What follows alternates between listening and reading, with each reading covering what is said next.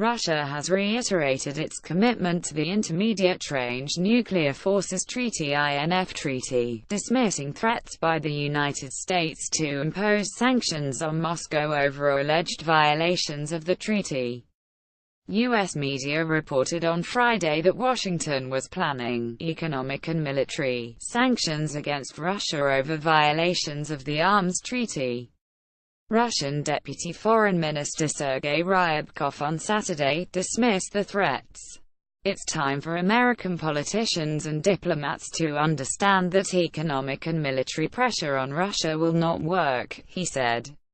Washington could not find a better moment than the 30th anniversary of the Treaty on the Elimination of Intermediate-Range and Shorter-Range Missiles, marked on December 8 for threatening their partner in the agreement, which has become one of the cornerstones in reduction and elimination of nuclear weapons, he said. U.S. President Ronald Reagan and his Soviet counterpart Mikhail Gorbachev signed the Intermediate-Range Nuclear Forces Treaty (INF) in the White House, December 8, 1987.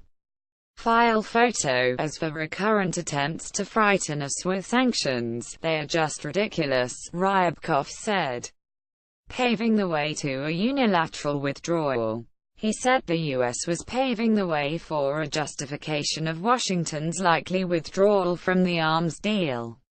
U.S. accusations of Russian non-compliance with the INF treaty might be a sign that Washington has set a course to withdraw from the treaty, as some time ago they pulled out from the Anti-Ballistic Missile Treaty (ABM) treaty, Ryabkov said.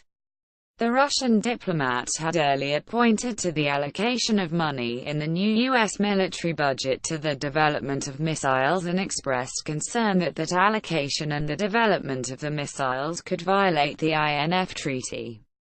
In his Friday remarks, Ryabkov warned that cancelling the non-proliferation deal would trigger the start of a new arms race and the mass production of weapons of mass destruction (WMDs). He urged Americans to understand the dire consequences of and the risks associated with a potential decision to go down that path. "We have been warning more than once and warn again that collapse of the INF treaty would deliver a hard blow on weapons control and nuclear weapon non-proliferation," Ryabkov said. The senior Russian diplomat pointed out that Russia fully complied with the INF treaty and would not change course unless the other side stopped implementing its obligations. "If the other side stops complying with it, we will be forced, as Russian President Vladimir Putin used to emphasize, to retaliate in kind," he warned. The United States should realize what kind of responsibility it shoulders.